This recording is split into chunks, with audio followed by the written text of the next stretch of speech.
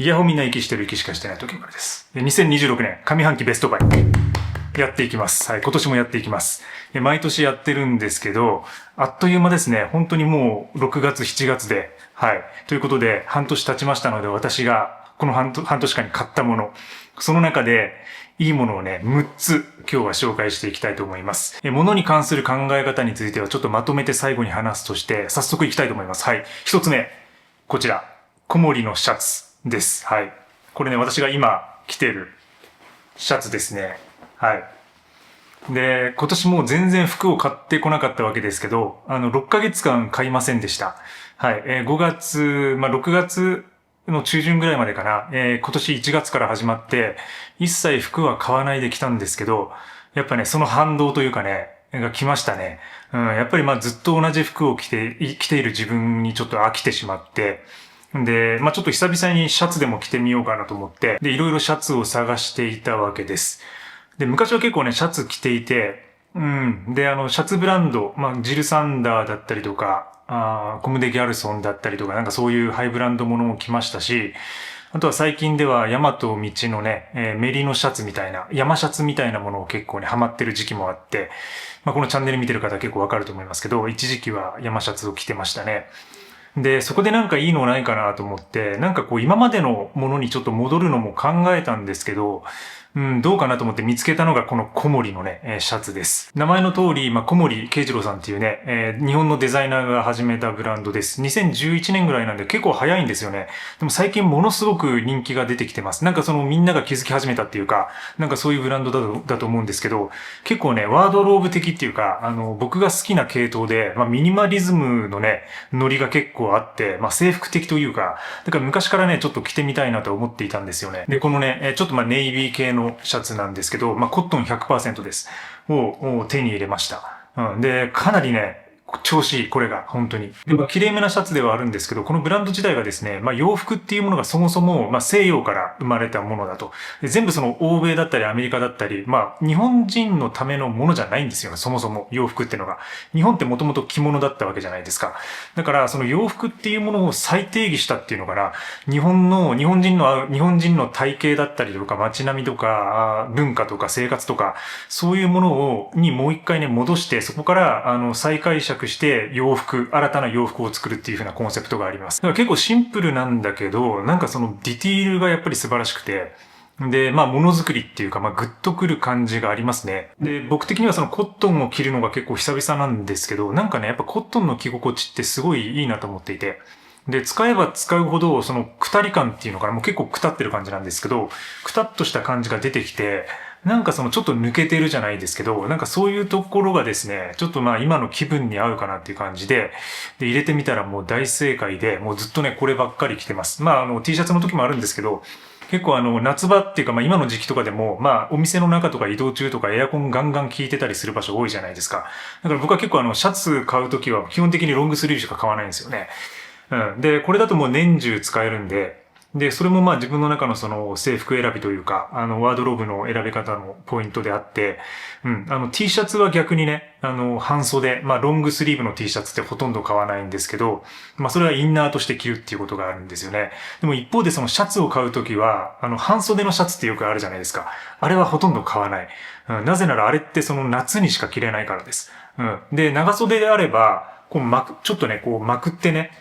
こんな感じで、半袖っぽくも着れるんですよ。だからそんなにその、涼しさというかは変わんないんで、で、素材がちょっと薄めで軽やかなものを選べば、夏でも全然着れるんで、だから僕はその半袖のシャツは買わないですね。はい。ということで一つ目は、シャツを入れたっていうことです。これもベストバイですね、今のところね。はい。二つ目なんですけど、二つ目はこれを上げさせてもらいます。はい。DJI のマイクミニですね。はい。DJI の、いわゆるピンマイクみたいなもの。ワイヤレスマイクみたいなものですね。こういうものを入れました。これ2月とかだったかな。で、もともと導入したいなと思ってたんですけど、これ入れてから、もうこれでポッドキャストの収録に使ったりとか、あとはこういう動画の撮影に使ったりとか、もう大活躍ですね。もうほぼね、毎日じゃないけど、毎週必ず1回は使っています。で、今メンバーシップの方で限定のポッドキャストとか収録したりとかもしてるんで、それで必ず使うし、で、動画でも結構ね、やっぱりそのオンマイクっていうのは、便利ではあるんですけど、今マイクがついてるんですけど、目の前のものをね、撮るときには結構拾いやすいんですけど、自分でこう撮りながら後ろで喋るとか、そういう時って、マイクの向きを変えなくちゃいけなかったりとか、そういうのが面倒なんですよね。で、ただこのピンマイクはここにつけておけば、もうそのまま声をどういうこうカメラの向きであっても収録ができるので、で、それですごく重宝しています。で、もう一つは、これマイクがね、2つついてるんですよ。レシーバーが1つとマイクがね、2つついてるセットなんですけど、だからこれ2つマイクついてるので、対談とかですね、この2人で収録したりとか、そういう時にもすごくね、役に立ちますね。だからなんかこれがあることによって、その撮影の幅がちょっと広がるというか、インタビューとかね、そういうのも収録できたりするんで、そういう意味でもすごくね、便利です。で、結構サイズ的にもコンパクトで、そのノイズキャンセリングの機能なんかももう中に含まれてるんで、一応そのプロモデルっていうか、もう一つ上位の機種があるんですけど、このね、マイクミニで全然問題ないですね。全く問題ない、いいクオリティで、音も取れるんで、すごくね、いいなと思いますね。コンパクトで、いつでもバックパックの中に入れて持ち歩いてる感じです。はい。三つ目なんですけど、トラックファニチャーのチェアですね。ここにちょっと見えてる、チェア、そしてデスク。これを3番目と4番目に上げさせてもらいます。で、これはその引っ越しをしたことがきっかけになってるんですけど、なんかこれまでずっと折りたたみ机と折りたたみ椅子みたいなものを使っていて、で、ちょっとこの部屋に来るときに、なんか新たにちょっと新調しようかなと思ったんですよね。で、それはふと降りてきたというか。で、僕はその昔からその好きなブランドというか、ずっと使ってた椅子なんですよ。で、実はその僕がその東京に来て一番最初に買った椅子でもあるんですよね。で、ずっとね、12、3年かな。初代のやつ、1代目は使ってですね。で、同じモデルではなかったんですけど、で、それで今回その2代目っていう感じです。なんかその自分が使っていたそのクラシックなスタイルに戻りたいなっていう、なんかそういうところがあって、で、いろいろ考えたんですけど、レザーチェアっていうか、一番シンプルで、シンプルな作りで、もう全く壊れないような、なんかそういうものを選びましたね。で、一応そのガススプリング式と回転式って選べるんですけど、だから僕はあえてその回転式を選んでいて、で、くるくる回転して座面を調整するっていうやり方です。ただ基本的に僕一人暮らしなんで自分しか座らないんで、一回その高さって調節してしまえば、大体もうそれで変えることないですよね。だから、もう全然不便なくて、で、この方が見た目もシンプルなんで、回転式にしています。で、どうしてもワークチェアっていうとハーマンミラーとかね、いろいろありますけど、僕はなんかその一つは、このレザーでエイジングができるものがいいなって思ったんですよね。で、ちょっとドミニック・ロー法的なスタイルというか、いいものを一つ入れて、で、それをもうずっと使い続けるみたいな、それも一つのミニマリズムっていうところで、なんかそういうスタイルにもう一回ちょっと戻ってみようかなっていう、実験的なところもあります。で、もう一つはやっぱり大阪の職人が作ってるってことですね。メイドインジャパンなんで、なんかその日本の企業というか、日本のものづくりみたいなものを応援するっていう意味でもですね、やっぱ自分自身が使って、その実際のクオリティとか質感を感じることによって、自分の想像力とかインスピレーションにつながればいいなっていう、そういう思いもあります。それからテーブルなんですけど、このテーブルはトラックファニチャーのスッとワークテーブルと言います。はい。ちょっと不思議な名前かもしれないですけど、これ足がですね、鉄でできてて、で、木は奈良材ですね。で、スッとしてるように見えるからスッとワークテーブルっていう、そういう名前のネーミングらしいんですけど、で、このテーブルはですね、この部屋に合わせて特注しています。もうオーダーしています。で、サイズをもうこの広さとかにちゃんと合わせて、どれくらいだと邪魔にならなくて、かつ最大限の作業領域を確保できるかっていうところを、自分で計算して、で、そのオリジナルの机のサイズの黄金比じゃないですけど、その美しさですね。最初もうデザイナーがデザインした、その寸法を損なわないように、同じ比率でサイズダウンするっていう方法で、で、ちょっと、この東京のワンルームって狭いんで、20平米。で、ここ6畳ぐらいしかないんで、一部屋ね。で、そこに置くように、ちょっとカスタマイズして、もう完全に時丸田中仕様のサイジングにして、購入しています。はい。それが一つのこだわりポイントで、で、あとはもう素材のね、やっぱり質感がすごくいいですね。で、奈良材を使ってて天然の。で、その、トラックの特徴っていうのは結構その木目とか、その木の年輪とかを活かした、組み方をするんですよね。あえて。だから、そのギザギザなところが残っていたりとか、木目がちょっと出てたりとかするんですよ。で、それが本当に、そのなんか、一点物というかな、なんかそういう感じがあって、使えば使い込むほど、その木の質感が出てくる感じとかも、エイジングがね、好きな人にはたまんないものになってますね。で、トラックのすごいところは、だからといってその実用性を損なわないってことなんですよ。で、その木目とかのそのギザギザな部分とかを結構ね、中心から外して組んでるんで、そのこう自分の目の前のなんか各部分とかでは、全然その歪みがなかったり、ボコボコしてないところが面をね、ちゃんと作ってくれてるんですよね。だからそこでその書類を書いたりとか、ボールペンで手書きするときとかも全然ね、問題ないスペースがちゃんとあるんですよ。なんかそういうところが、本当にこれ人間のやっぱり手作業というか、ちゃんと目で見て目視で作らないと、削らないと作れないなっていうことを、使えば使うほど感じますね。で、これまで使っていた折りたたみテーブルと椅子にもいいところはあるんですけど、やっぱね、僕使ってたやつってその折りたたみできるから、そのパイプの部分が折りたたまれるんで、スチールがここに入ってて、足をね、入れるところが結構狭かったりしたんですよね。前使ってたものが。で、そこに完全に椅子が収まりきれないみたいな、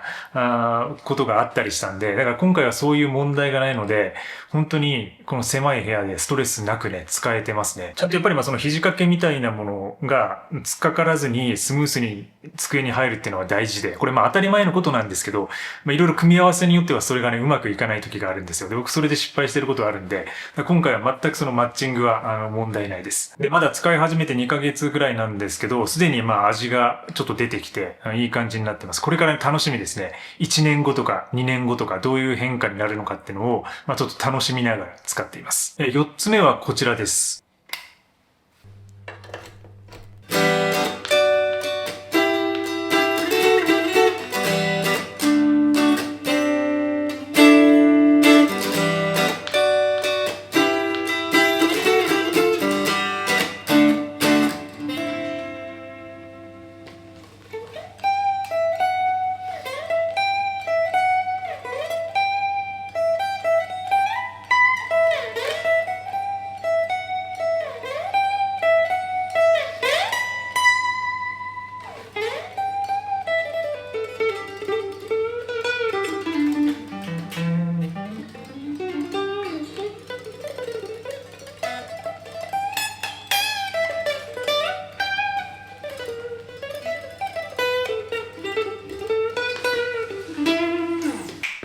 フェンダーのストラトキャスター、1961年のヴィンテージモデルです。はい。これリーシュなんですけど、だからつまり本物のヴィンテージではなくて、当時のヴィンテージを再現したストラトキャスターですね。はい。で、僕は昔からそのストラトが好きだったというか、ずっとバンドやってる時もストラトを使ってる期間が長くて、で、ようやく今回楽器というものを改めてというかね、再開したという感じですね。で、選んだのがこの61年のストラトキャスターです。はい。で、ちょっとマニアックな話をすると、ストラトって1957年ぐらいから始まっていて歴史が。で、僕は今回選んだのは61年のモデルで、いろいろね、モデルがあって、57年ぐらいから始まって、で、61年っていうところで深まって、で、65年にフェンダー社が買収されて、そこからちょっと作りが変わって、で、70年代のラージヘッドっていうところで、いろいろ移行期があるんですけど、昔使ってたのはね、結構70年代のモデルでしたね。で、やっぱりハードロックとかそういうところがその時は好きだったんで、そういうその時のプレイヤーのスタイルとかに合わせてそういうものを使ってたんですけど、今回61年の結構一番完成度高いっていうとちょっと誤解あるんですけど、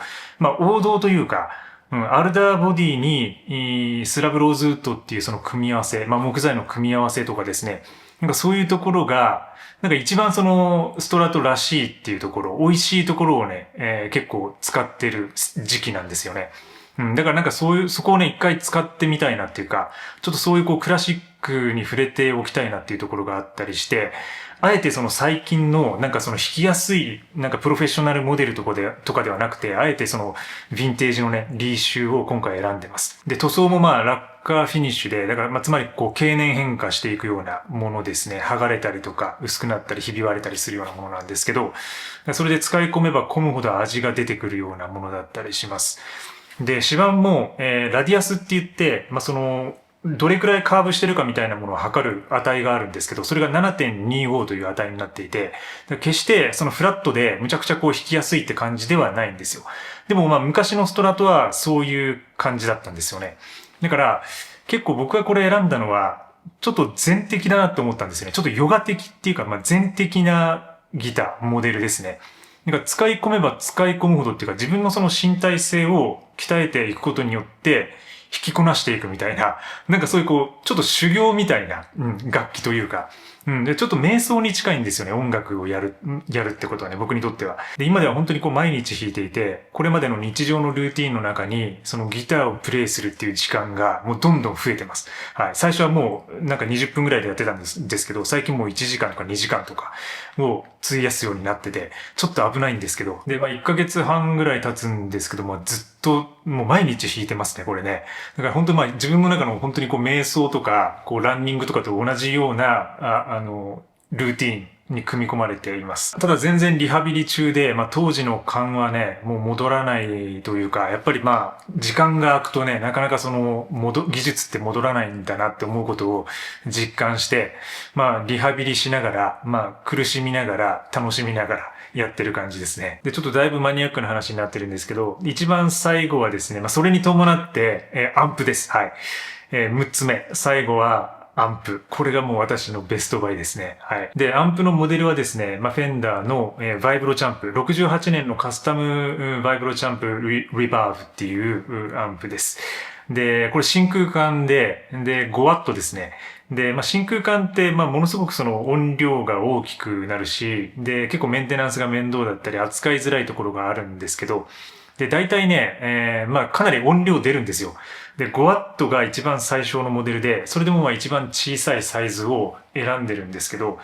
でもまあいわゆるまあザ・フェンダークラシックトーンというか、本当にその一切歪みがない、歪まないアンプですね。で、物が増えるのが嫌なんで、そのエフェクターとかそういうものは一切買っていません。だからもう今ギターとアンプだけでやってます。で、そこにもうシールド直差しで、直案って言うんですけど、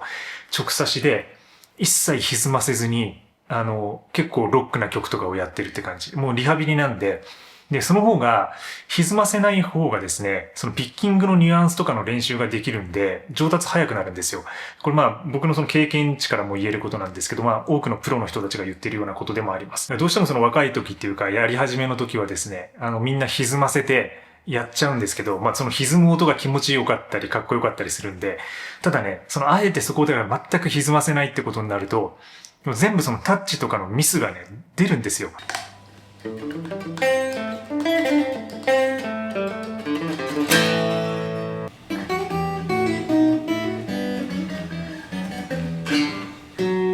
こういうふうに、ミスがね、まあこういうふうに出るわけです。だから。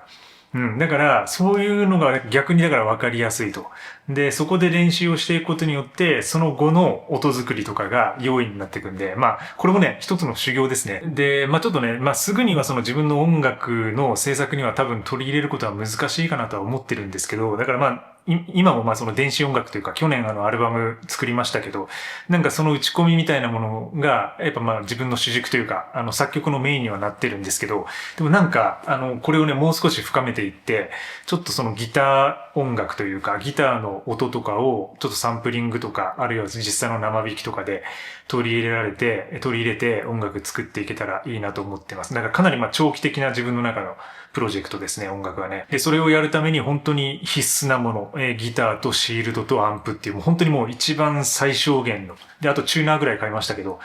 その中でもやっぱりまあ一番肝となる。これ買ってよかったなと思ったのが、まあ、このギターとアンプですね。これはもう本当に毎日使ってますね。はい。ということで、2026年上半期ベストバイ紹介してきました。全く役に立たなかったでしょ。びっくりしたでしょ。はい。まあでも、まあ全然しかもミニマリストっぽくないでしょ、これね。ミニマリストでもないですけど、もはやね。ただ、このね、6つが、まあ僕が半年間経ってみて、買ってよかったなと思うものです。で、ちょっと最後に考え方を話しておくと、なんかね、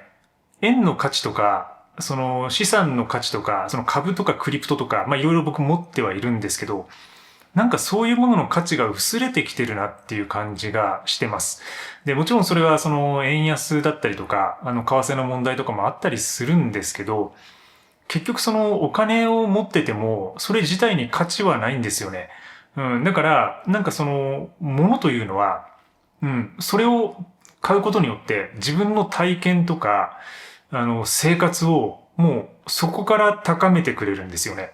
でお金持ってても高まらないんですよね。だから、つまりその価値はないんですよ、そこには。円の価値がどんどん落ちていますし、で、その代替となるクリプトカレンシーみたいなところも、どうもなんか怪しいなっていうのが、いろんな、僕はいろいろ情報を調べた上で、考えてることなんですけど、ちょっとそれがね、あります。だから自分のそのポートフォリオを再構築したりも最近していて、で、その要素となるのが、今 AI っていうところと、今後のその量子コンピューターですね。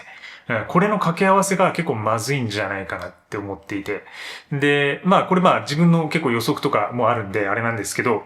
そういうものが、つまりその、これまでその秘密鍵っていうか、そのクリプトの前提だったら誰にも突破されないみたいなところが、突破されうるっていうことになるともう前提が変わるんですよね。ガランと。で、そうなった時に、いわゆる通貨ですね。それは法定通貨であっても、デジタル通貨であっても、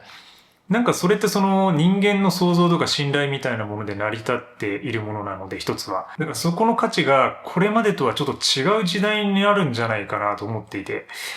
で、そういうわけで、もう物を持っていた方が逆にいいんじゃないかっていうね、なんかそういう考えもありますね。だからなんか、割とね、今回出費はしてるんですけど、半年で。でもね、全部買ってよかったなと思いますし、で、このね、フェンダーのギターとかもストラトキャスターとかも僕がその20代の頃使っていた頃から、値段がね、1.5 倍から2倍ぐらいになってます。やっぱりその作り手の数が減ってるっていうところもありながら、あとは木材とかね、そのサプライチェーンの圧迫とか資材が上がっていたりとか、なんかそういうところもあって、かつその全体的な燃料費とかのインフレもありながら、で、日本円の価値が下がっているっていうところが、米国製なんで、やっぱりね、日本の円が弱いと、それだけね、為替の分高くなっちゃうんですよね。だから本当に今20年前に比べて、もう 1.5 倍から2倍になってると。これ多分、だからあと10年、20年したら今度3倍、4倍とかになるんじゃないかなと思っています。だから別に僕はその、将来の投資のためにその物を買ってる、ヴィンテージ物を買ってるってわけでは全然なくて、なんか、どうせ自分が使って楽しむんだったら早い方がいいなと思って。で、それを入れて、もう楽しむと。で、もう、それで今すごくね、楽しめてるわけですよね。だから今回のベストバイの裏側のテーマとしては、その円とか、クリプトカレンシーとか、そういう通貨みたいなものに価値を置くよりも、物に置いて、それしかも無駄なものではなくて自分が毎日使うもの。で、毎日楽しめるものに、変えておいた方が、人生は豊かになるんじゃないかなっていう、そういうね、一つのテーマがあります。だから全部ね、今回紹介したのはもうほぼ毎日使ってるもの。椅子、机、そしてギター、アンプ、で、シャツ、で、マイクですね。もう毎日。で、マイクは週に1、2回ぐらいですけど、使っているものです。だから本当にね、入れたことによって自分の生活もね、向上している感じがしますし、毎日楽しめているので、本当に僕の中の今のところのベストバイかなという感じで今回紹介しました。で、今回買ったもので、僕が年始に想定していたものってもう全て買い終わったんで、上半期ね、多分ね、買い物ないですね。だからもしかしたら、もう上半期のベストバイはないまま終わるかもしれません。それはどうなるかわかりません。はい。ということで今日も最後までご視聴いただきありがとうございます。ニュースレターとメンバーシップ、ぜひ登録お願いします。チャンネル登録もよろしくね。それではまた次回の動画でお会いしましょう。バイバイ。